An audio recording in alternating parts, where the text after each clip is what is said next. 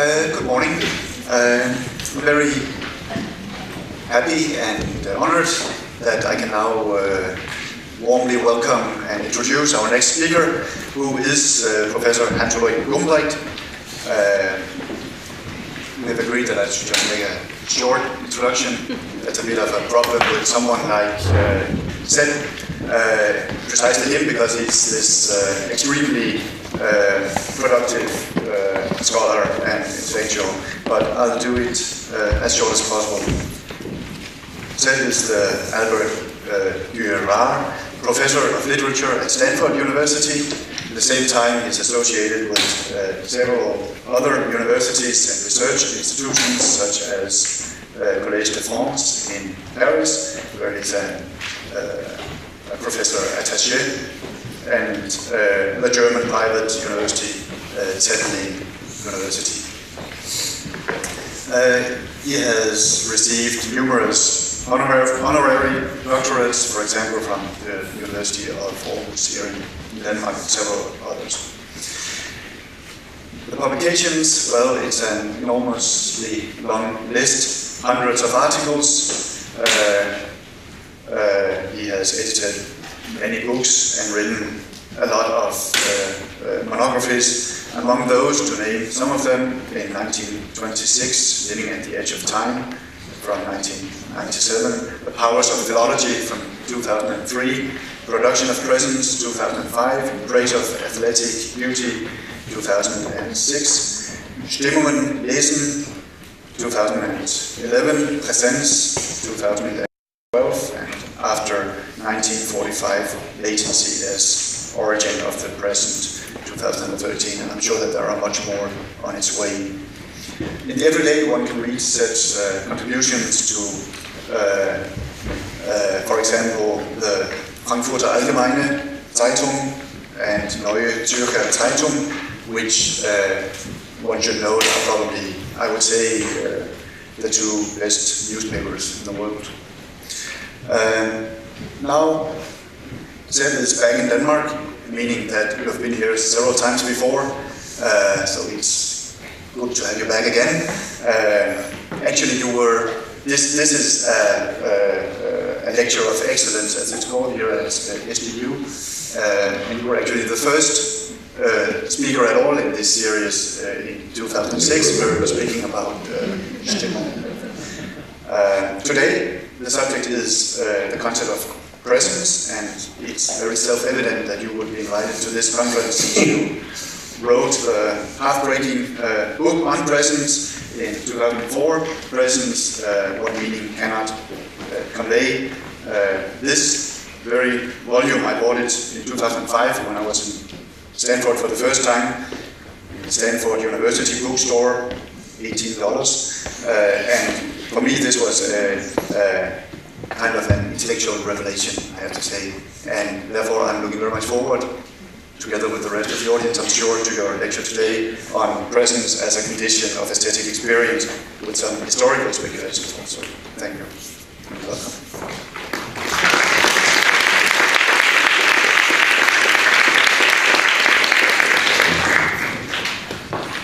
It would be very, very difficult to get back to natural light. I mean, it doesn't matter. I'm not much of an ecologist, but despite living in Silicon Valley, I'm completely hopeless with any kind of technology.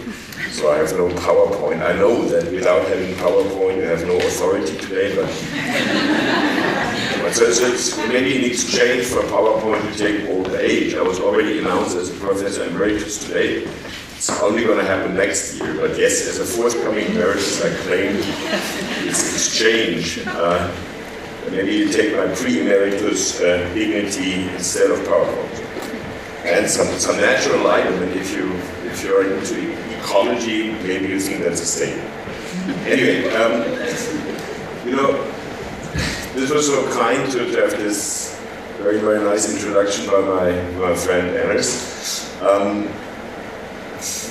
A colleague of mine at Stanford, a much admired colleague, Hayden White, once said, I had about one good idea in my life, but hey, most people have none, right?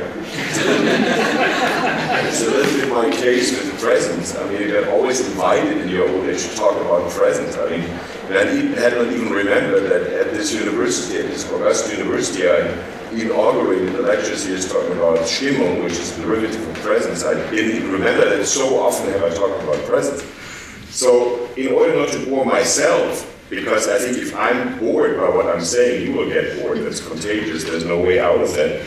I try to do something new. I try to find an angle in which to combine, in a new way, presence, aesthetic experience, the history of the historical worldview, maybe also indirectly. I'm not going to talk about it explicitly. What the humanities and arts might be able to do today, and this new angle that I've never tried out really, has to do with the concept that we all use when we talk about aesthetic experience, when we talk about presence. Theis, for example, and I love the way he described his gaze, we're using it, I mean, it didn't count, but maybe about 10 times. I'm not criticizing that, and that's intensity.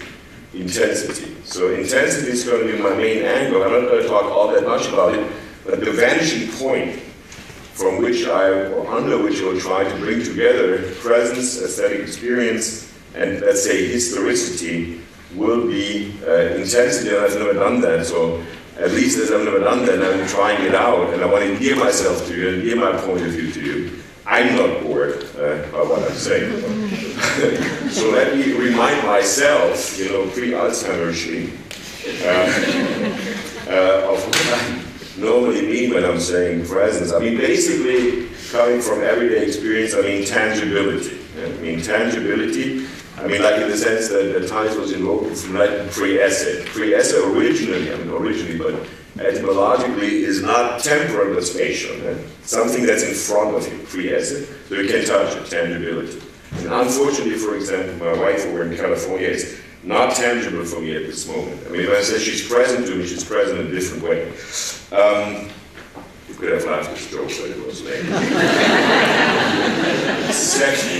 Secondly, that means that we invoke ourselves when we talk about present in a way that's non-Cartesian. Non-Cartesian in the way I think, therefore I am. If you say I think, therefore I am, you make synonymous the ontology of human existence and your consciousness. When you say it's about tangibility, you need a body to be involved. Is that clear?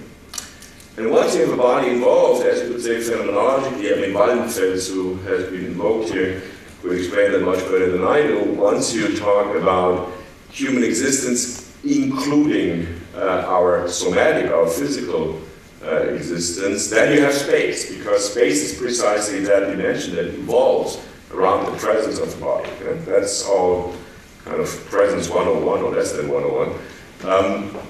The main point, however, and the main point of that book, Production of Presence, is really that within Western culture, and I would say starting with early modernity, this dimension has been bracketed, has been eliminated, at least by intellectuals. I mean, this is, for example, why we have such a highly differentiated terminology, so many good distinctions in the tradition of Western philosophy about temporality. And when we want to talk about space, there are not so many distinctions, not so many concepts available. That's a salient point. I mean, that's, I think, why presence can be fascinating intellectually. It has been fascinating not only for me for the past decade or 20 years, because it's almost a rediscovery. It's something that we have eliminated. We basically say there are two relations to the world that are inevitable in human existence. One is what we can call, in an everyday sense, interpretation. We cannot not try to make sense with perception. So I'm perceiving your faces, and I'm asking myself whether you are being bored or passionately interested in what I'm saying, for example. You are smiling, so I think she likes what I'm saying. You cannot switch that off, you know that. But that's what we're normally focusing upon, especially in the humanities and large social sciences and so forth and so forth. And this other relationship, for example, that you are just more tangible to me than somebody sitting up there and than my wife in California.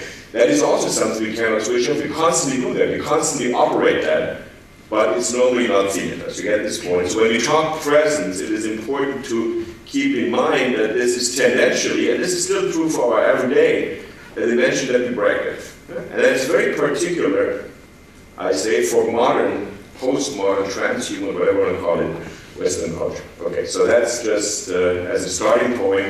You don't have to agree on that, but when I will say presence in the future, I mean exactly this, okay? Now, intensity is more exciting for me, and what I'm proposing is neither completely deluge, as my American fellow citizens say, I know it's deluge.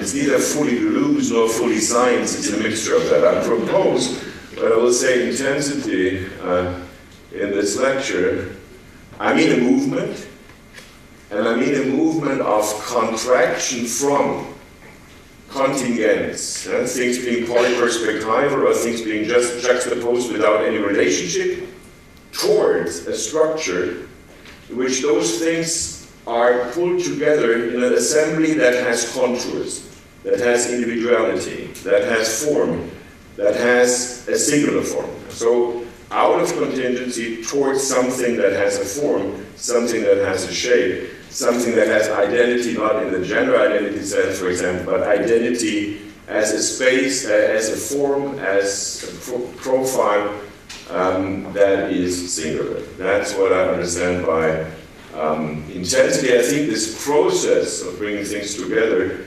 unfolds a certain energy. Yeah? And that's what we mean, for example, when we have this gaze, there's a feeling of intensity because all these elements come together in the singularity, I mean not singularity in the sense of Silicon Valley, in the singularity, in the specificity of this gaze that has this intensity. So things come together, and I think it's precisely this process that gives us this feeling of engagement. Now, if you think intensity, and if you think of a process of bringing contingent things together in a form, then you also think about the end point of that, namely of black holes. Black holes, in a way, would be, I mean, as the maximum contraction of substance, as a maximum contraction of substance that's not capable of having a form. Because everything is together in a minimal space, in an almost, I mean, zero plus space, would be the end point of that. So you could say, if you start with this movement of contraction that produces a form, if you go too far of it, you have a black hole situation. You have a situation without form. You have a feeling of what Deleuze and Guattari were referring to when they were saying a body without organs. And a body without organs was actually basically an intuition by Lacan. So you get my point. I mean, I want to play with presence in this field between intensity as a movement. So you have something that's polyperspectival, that's just juxtaposed, these have nothing to do together, and you bring them together into a form. And if you go too far, you have a black hole, and you may even kind of get into a whirlpool and disappear yourself. Okay. It's very dramatic, but as you all look at me like I've lost it with this definition, I wanted to say something threatening. Okay, this is just what I will mean when I say intensity, and when I say black holes, and when I say presence, and I hope this all becomes clear. With the menu of what I want to do today, to the parkour of this lecture goes like this. In the first part, I want to kind of go with you very, very briefly, very, very quickly, like a quick step, this process within which in Western culture the dimension of presence got lost. So this would be a step from the Middle Ages to early modernity, very briefly.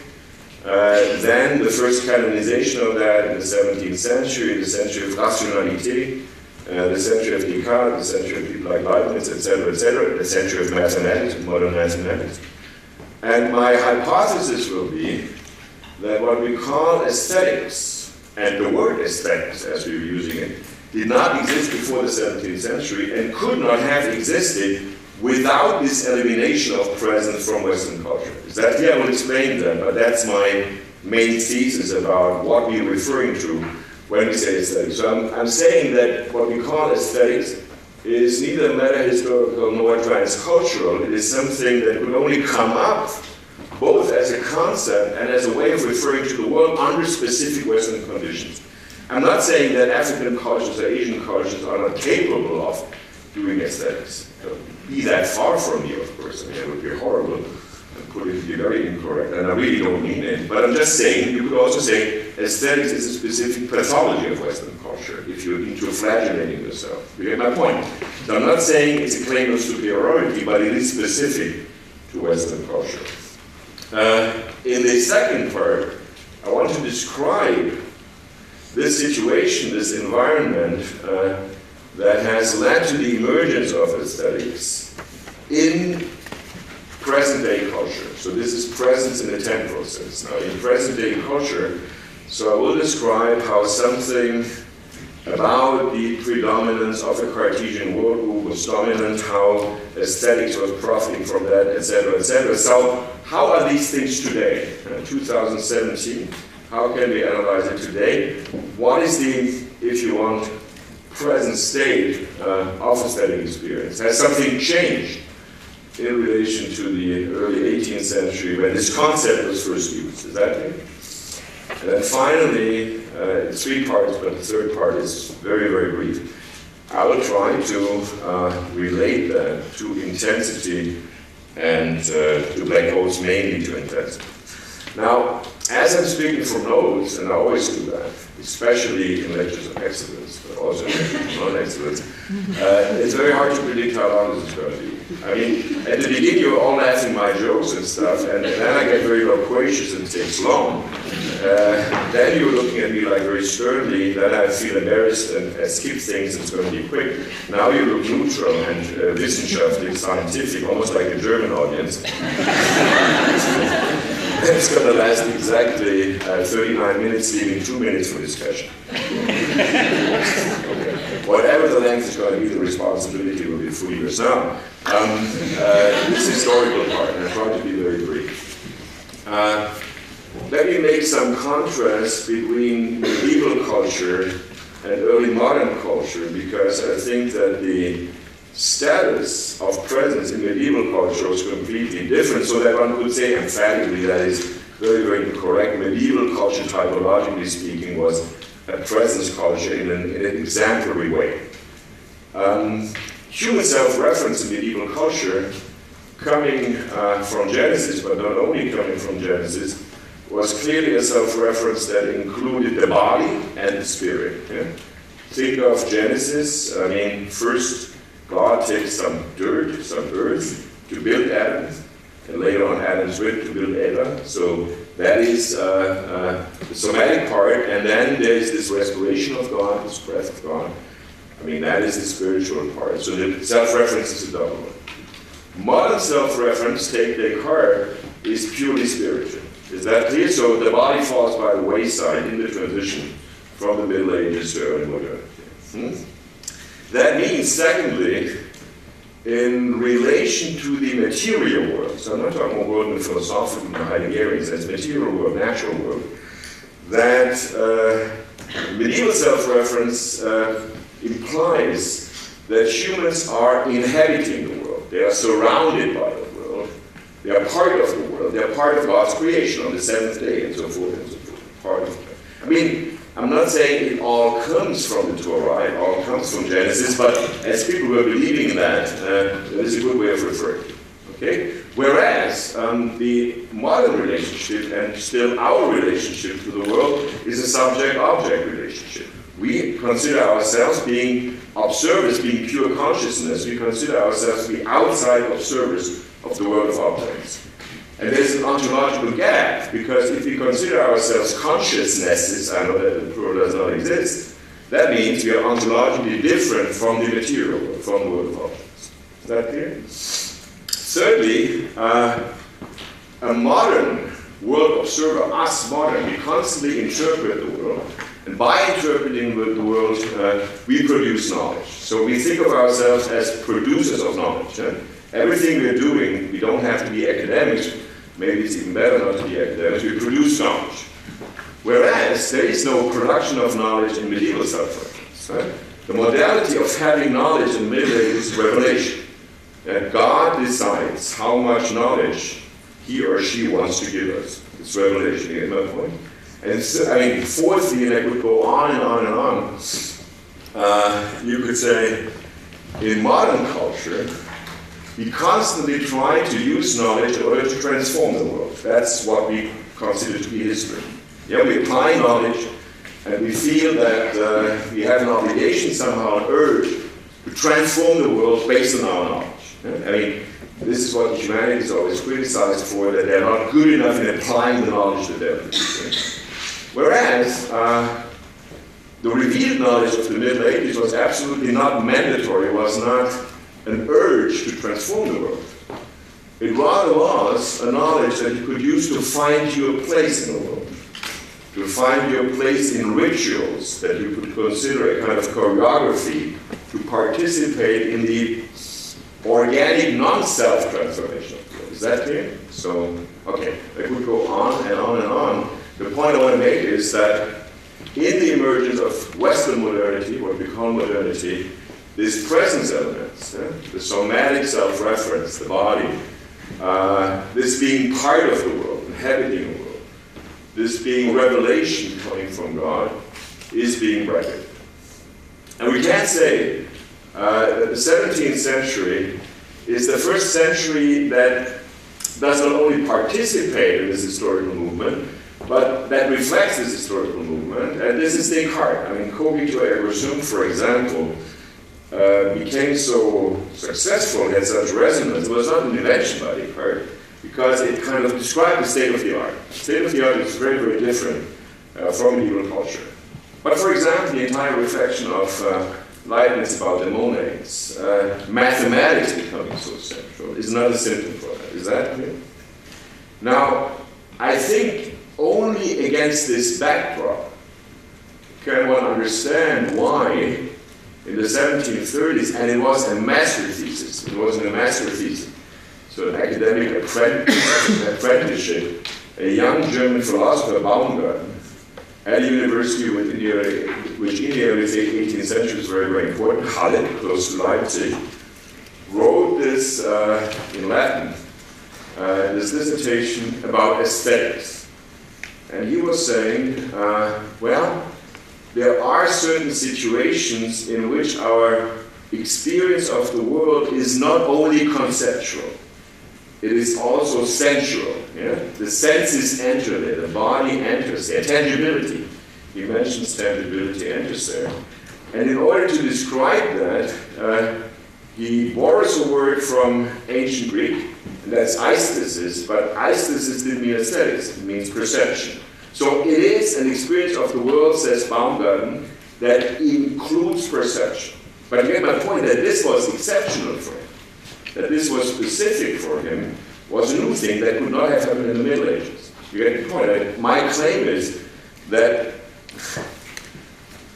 as any experience in medieval culture would include the senses, everything was aesthetic, and that means nothing was aesthetic. The specificity, the autonomy of what we call aesthetic since the 18th century had to do with this exceptional status. Is that clear? I mean, that's the first serious hypothesis that I want to contribute to this colloquium. At least I have not published it, to my knowledge. Snoop, he is first present. So, interesting that this nobody in philosophy, Baumgarten, had a huge resonance. I mean, the great philosophical authority, together with David Hume, Kant, in the Third Critique, explicitly refers to this predecessor of his, and says this is very, very important what he's saying, to take that into account. And in the Third Critique, the critique of the power of judgment, some people have called it Kant's aesthetics, which I think is exaggerating a little bit. In the later chapters that normally nobody reads, he actually talks about the possibility of aesthetic experience to find something like a synthesis, like a Stimmung, he says, an attunement between sensual experience and conceptual experience. And you find similar considerations in Schiller in the letters on aesthetic education. You find that in Hegel's aesthetics, point being that aesthetics as a philosophical subdiscipline is booming around 1800 and during the 19th century. But I think it would never have happened without this bracketing of the central, of the present part of our existence that has always been going on, but has not found any attention. Is that clear? Okay. So, to go back to mainstream modernity, I think we cannot really understand the process of modernity without taking into account that around 1800, during what the really great German historian Reinhard Koselleck called the saddle time, Temps à cheval, we can observe the emergence of the historical worldview. Something that we take for granted, something that the previous discussion took for granted, but something that did not exist in 1750, proof being, if you look at the entry classique in Diderot's and d'Alembert's Encyclopédie, first volume, 1751, classique, instead of describing what classic is, a relation of immediacy to something from the past that should be a relation of others, how we would describe it, there's just two lists. Classical are the authors, list of 38 Latin authors and 20 plus Greek authors from Greek antiquity, Latin antiquity, whose writing was so good that we can still use it in the lycée, in a high school, to teach writing. Get my point? This is a complete absence of what we call historical vision of the world, historical senses. Now, I believe that the so-called historical worldview emerges beginning in the third quarter of the 18th century, when a small group in a society, those people who were called in the 18th century philosophes, which meant intellectuals, started to develop a way of not being able to not observe themselves in the observation of the world. So self-observation, second-order observation became habitual, and that you could document for philosophes, for intellectuals in the third quarter of the 18th century. And I believe that this was the origin of the historical worldview. How can one explain that? Well, if you observe yourself in the act of world observation, you realize that your world observation, your experience, depends on your point of view. Right?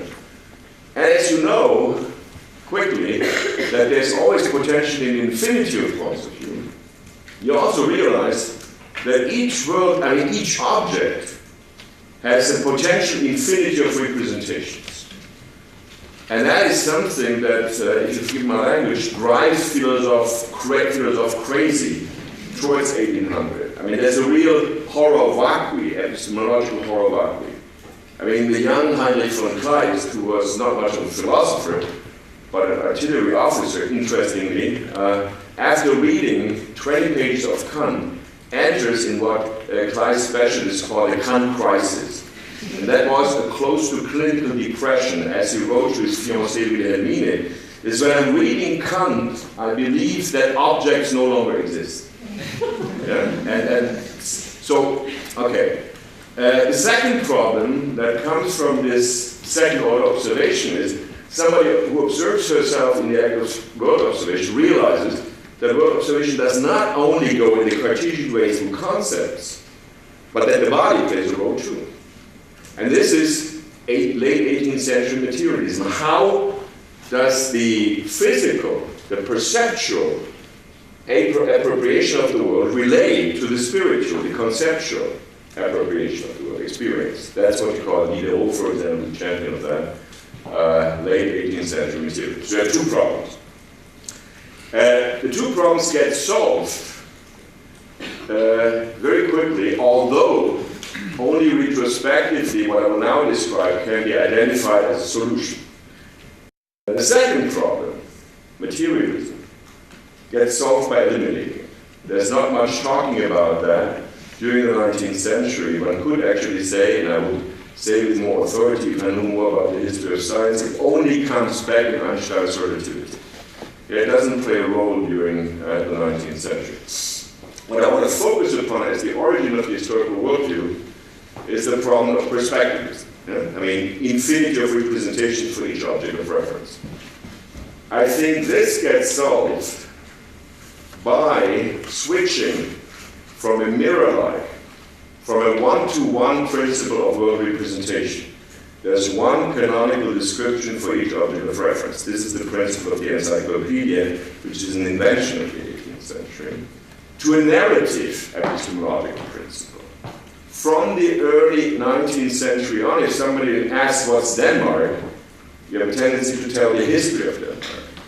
And if somebody asks what is a horse in a pre-Darwinian way, there's a tendency of telling the evolutionary history of the horse. And if somebody is as crazy as Jan Hegel and asks himself, what is the spirit? He ends up writing a book, The Phenomenology of the Spirit, which is a narrative. Yeah. Why is a narrative a solution? A narrative is a solution which a narrative pattern allows you to accommodate different perspectives on an object. You get the point?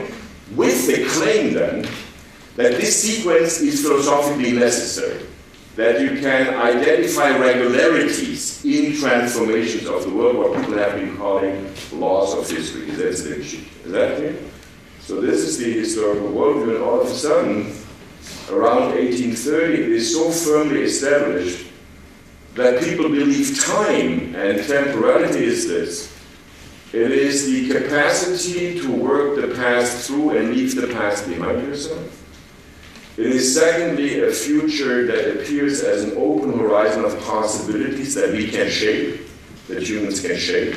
That's how Marx describes history, for example. It is perceiving presence as an imperceptibly short moment of transition.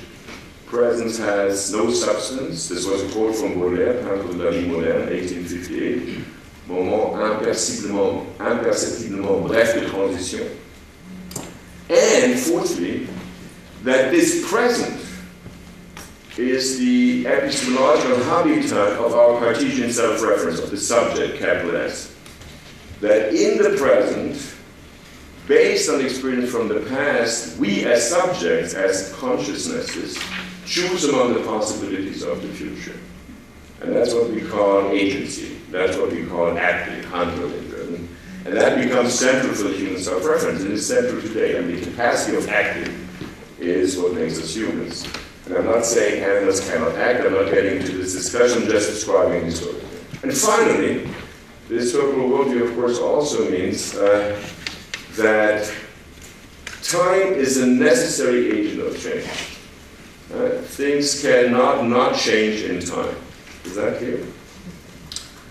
Let me mention just in passing, because I have this timepiece, unfortunately, challenging me all the time, not in a Waldenfelsian way. I would like not to respond to it, but I would.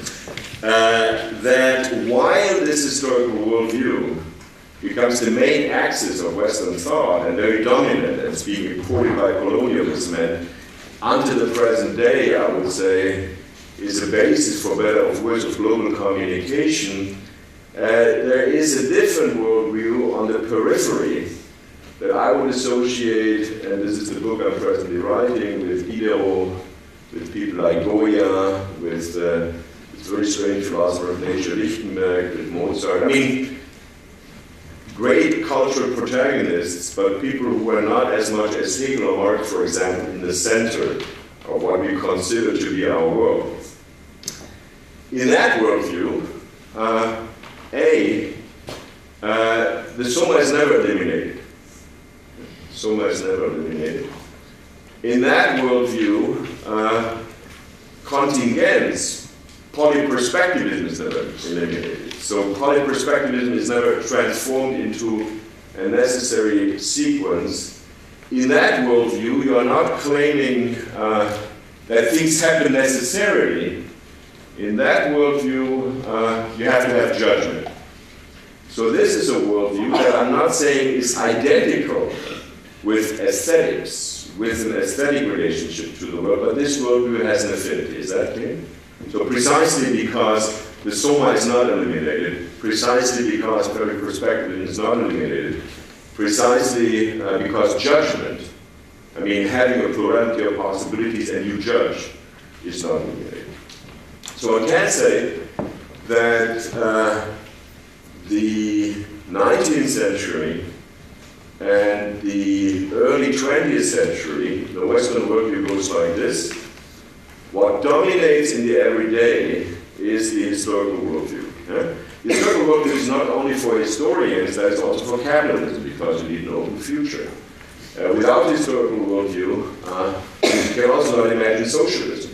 Without historical worldview, you cannot imagine parliamentary democracy, for example, because you need to believe in the possibility of shaping the future in order to engage with parliamentary democracy. Now, in this 19th century, in which, and unfortunately that's not my idea, but I think it's a brilliant idea, it comes from the great literary theorist Wolfgang Iser. Most people pronounce him Iser, that's Iser. He once said, progressively during the 19th century, art began to occupy the traditional place of religion. Yeah? Art becomes transcendental. So the everyday is the historical worldview. And what begins to replace art is aesthetic experience. Yeah? So what Baumgarten had first identified, what was regarded to be exceptional, autonomous. Yeah, and one could say as a footnote, but about that I'm going to talk more at Flensburg on Monday, that the humanities and arts who emerged during the 19th century become the quasi-theology of art, literature, etc., as quasi-religion of the 19th and early 20th century. Okay? So this was a lot of time, but given what I tried to cover, it also was a quick study. But you get my point, I mean, where I am. So I think this is still canonical. Yeah? The universities, for example, all over the world, still function under this premise. When we talk about art, when we talk about temporality, etc., etc. Is that clear? Now, my second point, my second thesis is that while in certain pockets of our Western and global culture, and by global, I'm not claiming universal human culture. I'm proposing to understand by global that culture that is somehow connected to electronic communication, for better or worse again. And if you want, with all kinds of interior self-flagellations or accusations of Silicon Valley, I don't know. Anyway, that's what I understand when I'm saying global, because it's a banal question and always comes into discussion. So, that is still the basic assumption, but I think that our everyday has profoundly changed. So don't think about being at the university, think about the early morning brushing your teeth, temporality implying then, or for my case, early morning first cigarette. That cigarette that gives you this fantastic kick into your brain. Hurts a little bit, but you start thinking, well, so this is a recommendation for non-smokers. So I think in those moments when we do not reflect, the future is no longer an open horizon of possibilities to be shaped. The future is a space occupied by threats that come slowly towards us. Global warming, exhaustion of resources, demographic development. I believe that they are real, unlike my president in the United States. But even if they were not real, I mean, this is how we experience the future today. Secondly, the past is no longer something we believe we can work through and leave behind us.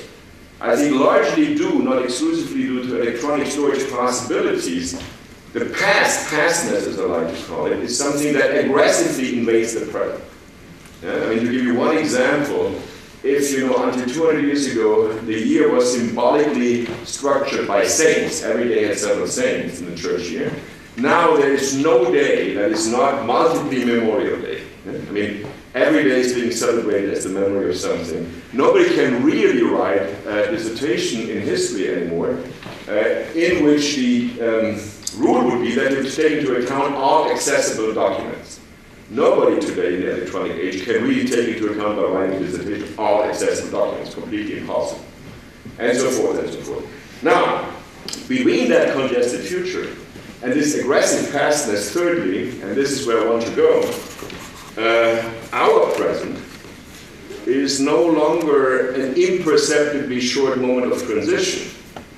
I think our everyday present today, and I'm inviting you to see whether these are feelings or impressions you share with me. I'm trying to describe what's going on in my everyday. Our present is an ever-broadening present of simultaneities. Everything is in the present, and we have a hard time structuring that present. And I want to come to that present. So an ever-broadening present of simultaneity. It's no longer an imperceptible short moment of presence. Finally, if this present of the historical worldview, the present of tradition, was related to a human self-reference that was Cartesian, only consciousness, and if our present is a broadening present, a different present, has a different structure, that might perhaps explain why today, both in our everyday and intellectually, we are so desperately trying to recuperate the soma, to recuperate sensibility, to recuperate the body, to recuperate presence, to recuperate shimo. Yeah? I mean, both in our early morning jogging that I replaced by early morning cigarette, but that's also a physical pleasure, and in disciplines like neurophilosophy. I don't believe in them. I mean, I don't think they have a great future, but maybe they have. Or at Aarhus, there's a chair now for, what is it called? Robotics philosophy or something like that. Yeah? I mean, I take that seriously, but I also think it's symptomatic. You get my point. Yeah? So, I think this is our present. Now, let's go one step further, and that's in preparation, so I'll need another 10 minutes, so at least time for 2 questions. So, the condition would be, we are living in a broadening present, no longer in the historical worldview. What consequences does that have? The historical worldview, in a way, had eliminated aesthetic experience in the sense that aesthetic experience had its autonomy. It was the other, so to speak. Yeah? It was the quasi-religious autonomy and otherness of the world. Now, let's focus for a moment on this broad present. I'll try to describe our present cultural situation in Denmark, in California, in Australia, etc., etc. Maybe not in Amazonia, maybe not in Madagascar, talking about global. My formula would be that if under conditions of the historical worldview, the world appeared as a field of contingency, so things appeared polyperspectival, but you could always transform them into necessity. Yeah? Field of contingency. So the world is polyperspectival, the world is contingent. I'm saying that in German because contingent is not exactly synonymous with contingent. The world is contingent, but always couched by things that are considered to be necessary and things that are considered to be impossible, things that we can imagine without being able to attribute them to humans. I believe in this broad present, our world is transitioning from a field of contingency to a universe of contingency. So things that formerly could be considered necessary or fate are now up to choice. Things that formerly were considered to be impossible now are possibilities. To give you 2 examples. Traditionally, in the historical worldview, the sex, and I'm saying sex deliberately, not gender, into which you were born, was considered to be fate. Yeah? As much as you wanted to be a woman, if you were born with male genitals, tough luck, you were a man. Today, I mean, turns out that the best friend of my 8-year-old granddaughter, Clara, is Sabine, and Sabine has male genitals. And since her parents found out in her 3rd, 4th year that she desperately wanted to be a woman, so they have been going to a program at the University of Munich, psychological, psychiatric, I mean not psychiatric in the sense of disease, preparing transsexual surgery. Everybody in this Bavaria, Bavaria being the most conservative part of Germany in the village where she's living, knows that. Everybody's rooting for it. The village priest in a high mass on Sunday was praying for her. I mean, this is a better world than we used to have. You get my point. This is something that used to be necessary, and fate is now choice. On the other hand, to give you one example, a typical impossibility of the olden times was eternal life. We could imagine eternal life, but we could not attribute eternal life to humans. Today, whether it will ever come is another question, but eternal life, eternity, is now a research claim for medical schools. This is medicine, where medicine is going. Is eternal life possible? And that would mean not we are condemned to live eternally, but we can choose. Okay, I'm now 70, I'd rather want to live another 50 years to get some replacements and so forth and so forth. Yeah? Get the point. So that's what I mean by transformation of field of contingents into universal contingents. Is that clear? Now, this transformation implies a huge growth of liberty, of freedom. I mean, this story about the Bavarian village in Sabine, I mean, breaks tears from eyes. It's beautiful, beautiful.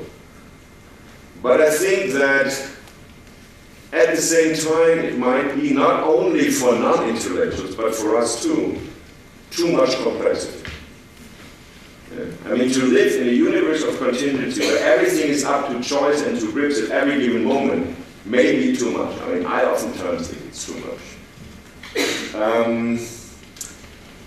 So that there is an ambiguity in our cultural situation. On the one hand, we live in a universe of contingency, and that is the kind of high point of the Cartesian work. Yeah, I mean, everything is up to choice. I mean, we can control the body completely. I mean, sex into which you're born doesn't play anymore, eternal life, etc., etc. And at the same time, I think this situation, that's the ambiguity, explains an existential desire to hold on to something, an existential desire for certainties. And I think this existential desire to hold on to something explains the multiple populisms all over the world today. I mean, we have a particularly tough situation in the US, that there's so many people with that problem that Trump got president. But I mean, I was just reading, I mean, as you're talking about Frankfurter Allgemeine Zeitung, Frankfurter Allgemeine Zeitung yesterday, the AfD in Germany, which is a fundamentalist party, is on its way to become the second strongest party. The last week, the SPD lost 3% and they gained 3%. I mean, I'm not predicting anything, but you get my point. This desire to hold on to something seems to be something threatening our situation. Okay, final stretch, 5 minutes. What does that mean for the situation of aesthetics today? So I think the environment that I want to characterize is an environment between this universe of contingents, everything is possible, on the one hand, and this very gutsy, this very elementary desire of certainties, not intellectual certainties, existential certainties, something to hold on to, having your place, for example. Yeah, I think this coming back of homeland, of Heimat, of small regions that you want to live in, that you're familiar with, is part of that. Secondly, I find it interesting that in the early 19th century, 20th century, think of the avant-gardes, there was this program, these manifestos that wanted to bring aesthetic experience back into life. Yeah? I mean, this mediation. I mean, think of somebody like Breton, but also think of Marinetti. It was not politically specific, but I think of the art programs in the early Soviet Union. It never happened. I think today we could say that tendentially aesthetic experience in the Baumgarten sense. Yeah? So this is a relation to the world that is not only conceptual, not only experience, but always includes sensitivity, has become omnipresent. Has become omnipresent in the sense that we may say everything is aesthetic experience today. For example, in '89 when I arrived at Stanford, I got invited, I don't know why, by a very, very wealthy and visible colleague, the chemist called Charasi, who had invented the birth control pill and cortisone. And he got married for the third time, and so got a beautiful invitation. I went there. And the catering company was called Edible Art. In '89, I thought this was completely crazy. I mean, let's go a little bit too far. It's not. Today, I think edible art is, I mean, think of Copenhagen and the restaurant scene in Copenhagen, which I think, and I mean it, I'm not only saying that Denmark is the best in the world, but the number of places where edible art would not be strange is very, very high. Think of the position of fashion, for example. Think of these flowers here on the podium, and I mean it. I mean, I've been in the academic world, I've been having this for a very long time. Flowers on the podium are new, and it's beautiful. I mean, it's your generation. But I mean, what for Baumgarten and since Baumgarten was specific, the presence of sensuality, if you want the return of sensuality now every day, has become something quite general. And I'm not saying it's any bad, but we could of course ask, if it's now general, if aesthetic experience is omnipresent, whether it does not make aesthetic experience collapse. Yeah, if it's omnipresent, it is no longer so specific. I mean, we haven't reached the final stage. Is that consideration clear? And I think we could go on and on and on with examples. Also the fact that 300,000 people are living in Berlin, mainly state subsidized as Kulturschaffende, which is why I don't like Berlin, but it's 300,000 out of 3.5 million. That is quite astonishing. I mean, incomparably more proportionately than the great culture town of Berlin after 1800, Kulturschaffende. Whatever they do, crap, but they're all Kulturschaffende. Okay, that thesis is clear. My next point would be that in spite or with this omnipresence of aesthetic experience in the present cultural situation, we still have this tension between universe of contingency, too many choices, too many possibilities, everything is juxtaposed, and on the other hand, this desire to hold on to something, this desire that I would associate with concepts like body without organ, that I would associate with concepts like black hole. So my question would be whether in this context, whether autonomous or not, aesthetic intensity could not just be a kind of process where on the one hand, universe of contingency, overwhelming plurality of possibilities, overwhelming plurality of perspectives, moves into a form. To give you an example of a type of art, 20th century art, where I very strongly have this feeling that's Jackson Pollock for me.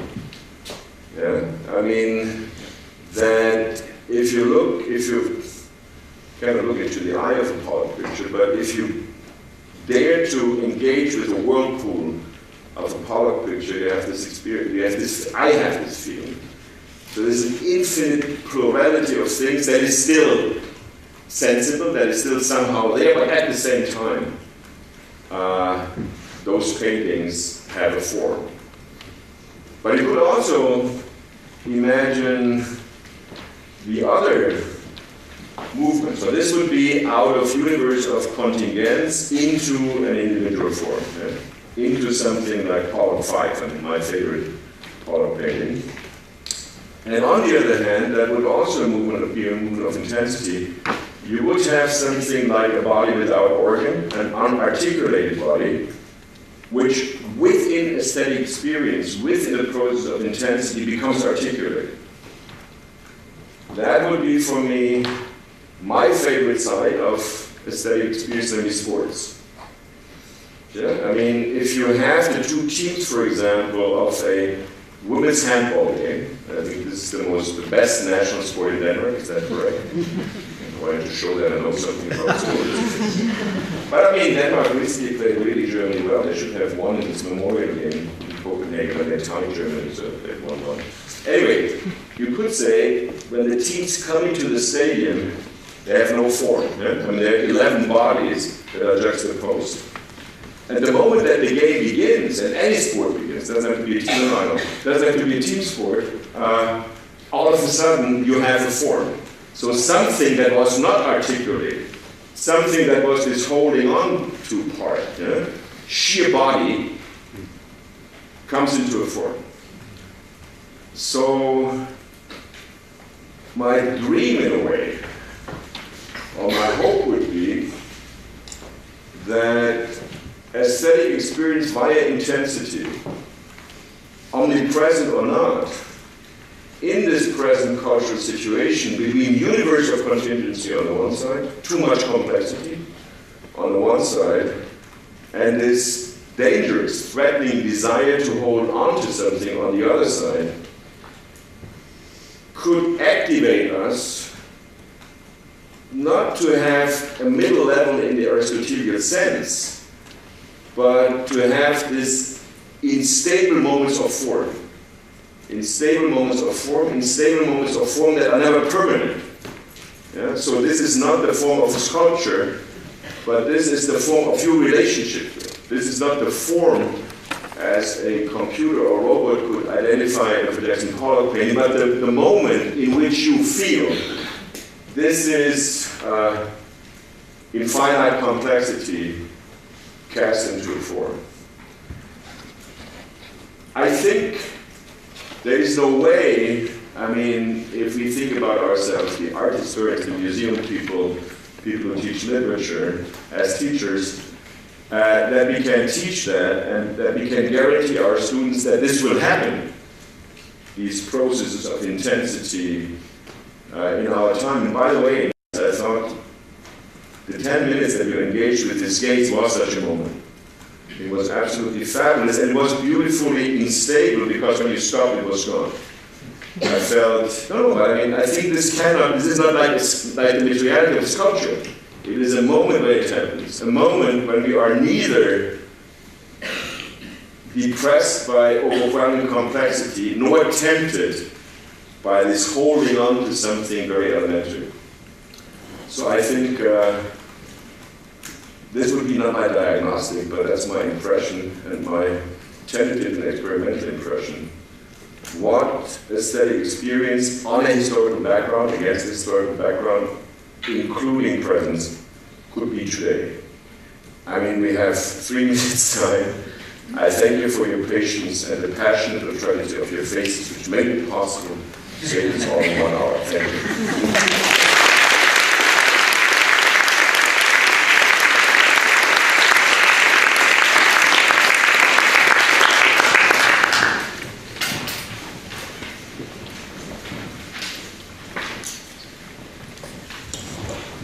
Thank you for this thought-provoking and thinking presentation. Now we have 5-10 minutes for questions, so let's be quick with that.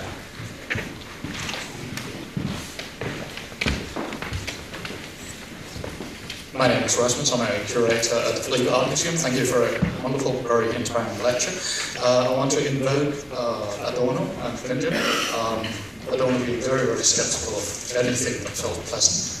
And Benjamin who pointed out in this very famous essay on reproduction Benjamin pointed out that the situation where politics became aestheticized or aesthetics became politicized would his concern that both Adorno and Benjamin had with aesthetics. Does that apply today when you say that we're especially in need or people seek out aesthetic experiences? Yeah, thank you. That's terrific. I mean, it's terrific when I say exactly not.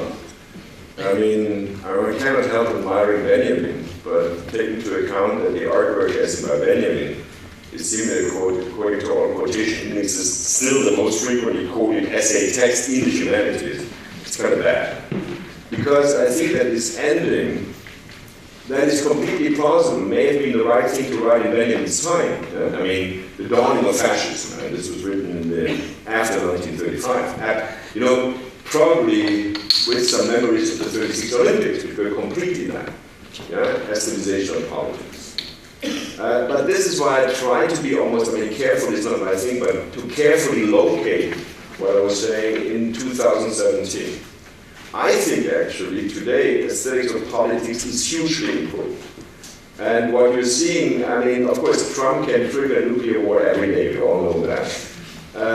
But the second worst thing about Trump is precisely that he has no aesthetics of politics. That he's transforming the White House into a black hole where everything depends on the time when he needs to pee in the morning and shoots his first trigger. The dignity of Trump is not only the White House, the aesthetics, the dignity, the aura of politics. In a way, and I think it should have an aura. because it's everybody's thing, I mean, we're all included, gets completely transformed into this gesture of holding on to. And that's what these Twitters do, because then millions and millions of people, and I think not only in the US, believe, oh, here's somebody who's strong. Yeah, here's somebody who can simplify the world.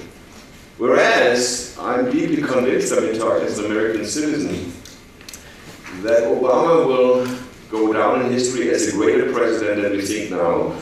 Not so much because he was African American, that was terrific, but because there wasn't a studies of politics. Yeah? I mean, Obama was a terrific speaker, but also, for example, the transition of the White House between the Obama family to the Trump family, to not do that in a sloppy way, or not be present, but to know that form is important, and to preserve form at the White House till the last moment. Yeah? And with the Trumps moving, it was over. You get my point? So I mean, while of course, one cannot help admire this essay, I think we are in a different situation. Benjamin was also not in a situation of this, what I try to describe omnipresence that experience. So I disagree. I don't disagree with him.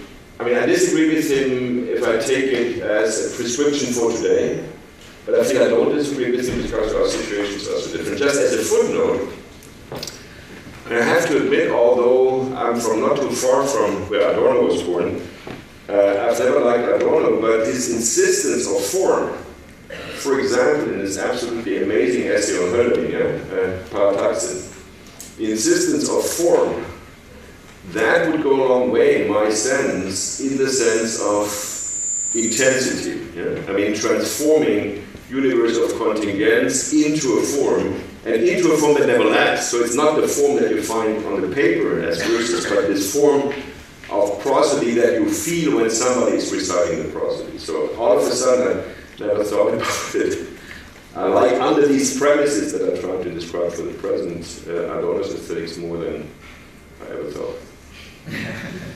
I mean, he would be offended to hear that from me, but he's dead, so he doesn't hear.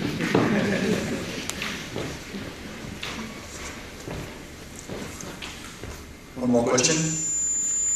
Please, one more, then I can go to the bathroom thinking about the successful.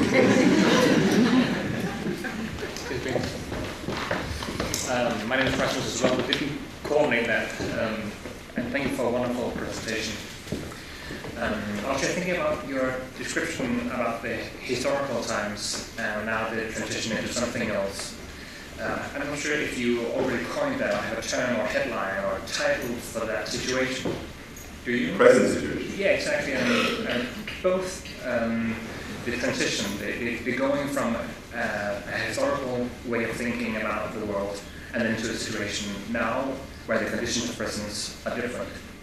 Do you have a... Yeah, no, I call it all broad present, and I mean, it is, it's always very embarrassing to refer to writings of one owner. I even have a little book under that title, appeared at Columbia University. So this description of a different temporality, right? I mean, like the future occupied by threats that come towards us, and this kind of aggressive past that's invading the present, broadening the present, everything's in the present. That I have described, and I think I'm able to describe that. Whereas the question, so what does this mean for aesthetics? That was the experiment of today. But, so what's the question you have about the temporal description, temporality? Well, both... I shouldn't answer that, so you buy my book, but... I'm sorry, I haven't read that, but I just thought it was extremely interesting to try and pinpoint or describe perhaps a little bit more thoroughly what made us go from one to the other. Yeah. The transition from that historical epoch and sort of how that developed. Yeah. I mean, the answer would be mercifully short, not because the question is not interesting, but I think, so as you saw in that talk, I've been trying over the past 10 years to describe such chronotopes, such historical constructions of temporality. And they're clearly historical and they're clearly cultural. I've never done a non-Western one, but I know a little bit about classical Japanese culture, and it's definitely all it's different from anything temporality-wise I've ever seen in Western culture. I refrain from trying to explain why they fade and why new temporalities are emerging. One reason is philosophically qualified, because trying to ask that and to explain it philosophically would be Hegelian, and of course it was an implication of what I was saying, that the Hegelian way of thinking is specific to the historical worldview. So if we are out of the historical worldview, that is not an appropriate way of thinking.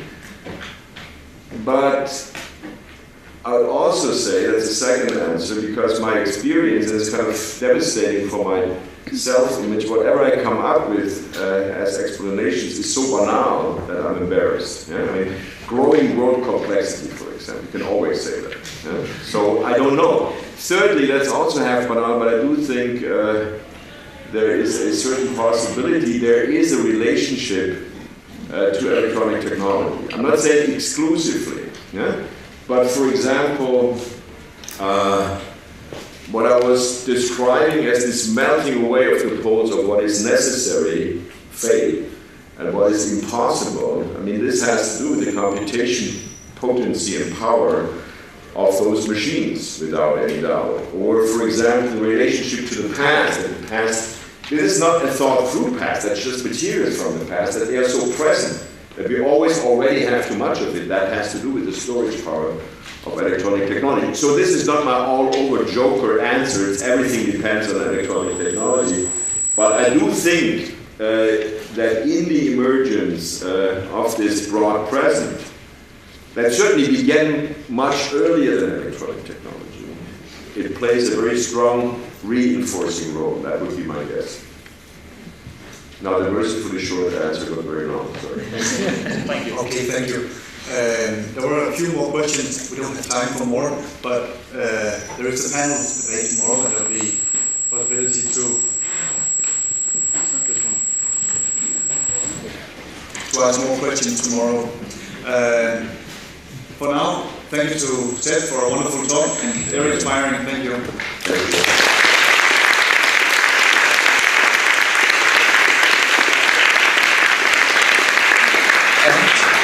And for those who are going to the restaurant tonight, there's a message that if you have special requirements for food, please write it on paper up here before you go out. Thank you.